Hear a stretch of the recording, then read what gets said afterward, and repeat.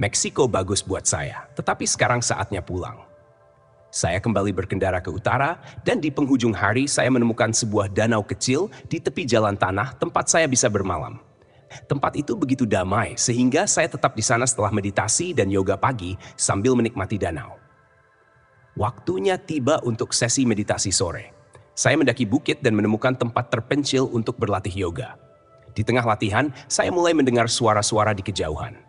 Saya mulai merasa tak nyaman, tapi saya tak mau menyerah pada pribadi yang ketakutan di dalam diri saya. Saya menjadi lebih relaks dalam postur yoga saya, dan kecemasan pun mereda. Suara berikutnya yang mengagetkan saya adalah dengusan kuda yang jauh lebih dekat daripada suara-suara sebelumnya. Saya yakin itu para bandit. Saya segera mendengar suara-suara orang dan kuda-kuda yang berjarak selemparan batu dari saya. Relaks bukanlah kata yang terlintas dalam pikiran. Merasa takut, rapuh, dan cemas adalah gambaran yang jauh lebih akurat tentang kondisi saya saat itu. Segala hal dalam diri saya ingin segera mengakhiri sesi yoga dan membuka mata untuk melihat bahaya apa yang sedang saya hadapi. Semuanya adalah bahaya kecuali inti dari disiplin diri yang telah saya kembangkan untuk melepaskan diri dari pribadi yang ketakutan di dalam diri saya. Perintah yang tegas muncul dari balik ketakutan saya. Saya tak boleh melewatkan kesempatan untuk mengatasi seluruh keriuhan batin ini.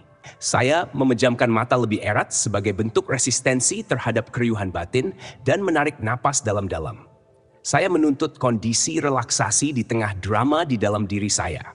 Setelah menyelesaikan beberapa postur yoga yang sering saya lakukan, biasanya saya duduk bermeditasi selama setengah jam. Saya mendengar suara mental meminta saya untuk melewatkan sesi meditasi.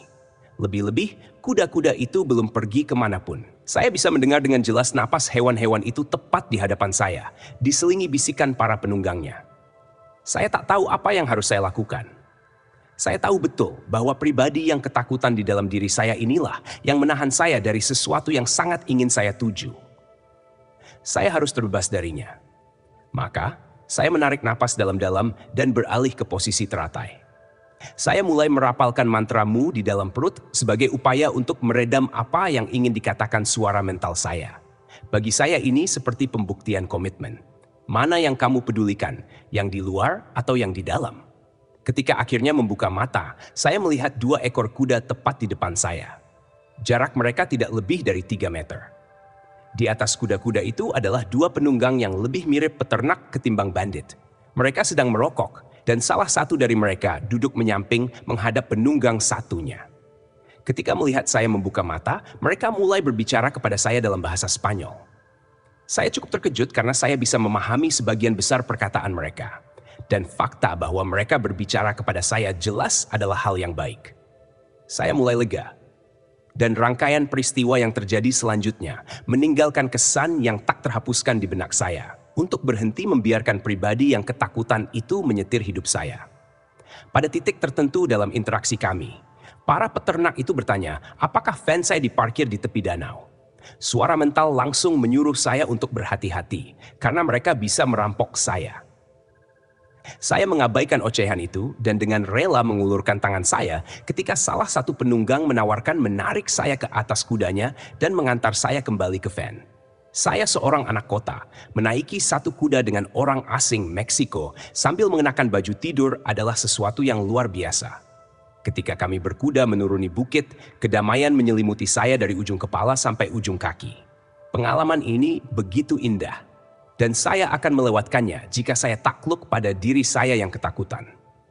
Ketika kami sampai di van saya, koboi itu mulai bercerita bahwa dia dan beberapa orang lain menggarap tanah ini untuk seorang tuan tanah yang kaya raya. Dia berkata bahwa mereka semua sangat miskin, dan si tuan tanah bahkan tidak mengizinkan mereka memancing ikan di danau. Dia menunjukkan jalan ke tempat tinggal mereka dan mengundang saya mampir sebelum saya melanjutkan perjalanan keesokan harinya. Kami saling berucap selamat tinggal, seolah-olah kami sudah berteman selama bertahun-tahun. Mereka kemudian berbalik dan segera pergi. Saya merasa sangat terbuka, sangat terkoneksi dengan pengalaman yang saya alami. Meskipun saya mengalami beberapa perubahan yang sangat besar, saya ingat saat itu saya bersyukur kepada kehidupan malam itu untuk sebuah hari yang istimewa. Rasa sakit dan kekacauan dalam diri saya mulai mereda. namun kerinduan akan kedamaian dan keheningan mutlak terus berkobar. Keesokan paginya, setelah meditasi, saya berkemas untuk melanjutkan perjalanan ke utara. Sebelum berangkat, saya memutuskan untuk berkendara lebih jauh melalui jalan tanah untuk melihat apakah saya bisa menemukan tempat para peternak itu tinggal. Saya tiba di sebuah area di mana terdapat 15 hingga 20 gubuk berdinding lumpur kering dan beratap jerami. Saya pernah membaca tentang hal-hal seperti itu, tetapi saya belum pernah melihat gubuk berdinding lumpur kering dan beratap jerami. Sebelum bisa memutuskan apakah saya akan masuk lebih jauh, salah satu teman baru saya kemarin tergopoh-gopoh menyambut saya. Saya memarkir van saya dan mengikuti koboi yang bersemangat itu saat dia memperkenalkan teman barunya dari Amerika kepada para penduduk desa. Saya tercenung melihat betapa primitif segala sesuatu terlihat. Gubuk-gubuk itu berlantai tanah dan hanya memiliki bukaan persegi sebagai jendelanya. Tidak ada daun pintu di bukaan pintu atau daun jendela di bukaan jendela.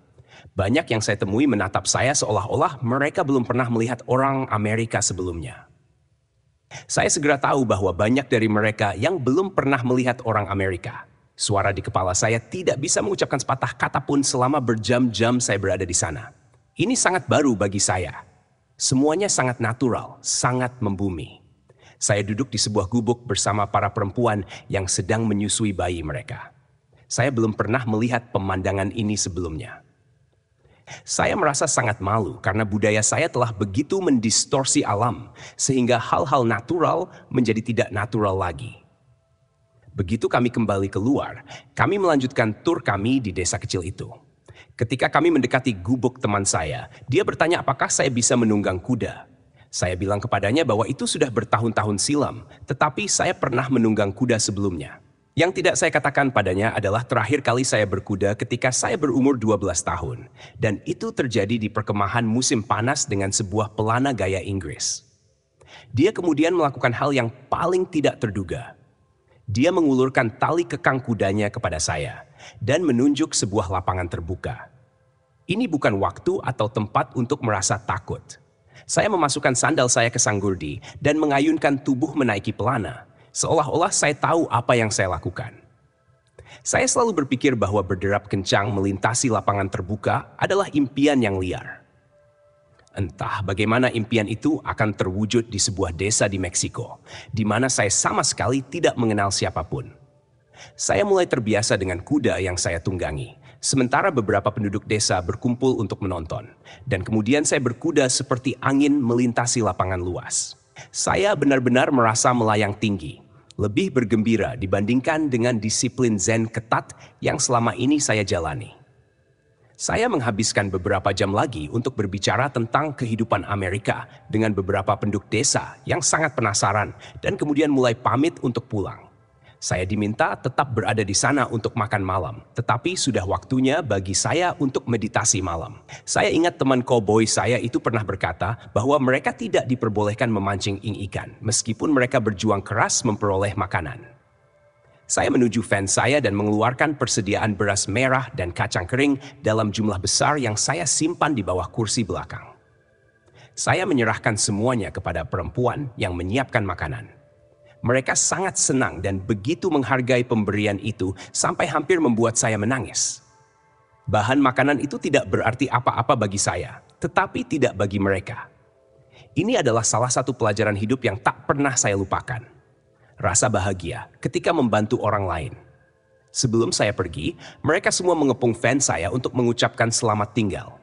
Saya telah hidup dalam keheningan dan kesendirian tanpa berhubungan dengan manusia selama hampir sebulan. Dan sekarang saya adalah seorang selebriti. Bagaimana ini bisa terjadi? Bagi saya, tidak ada keraguan tentang bagaimana hal ini terjadi.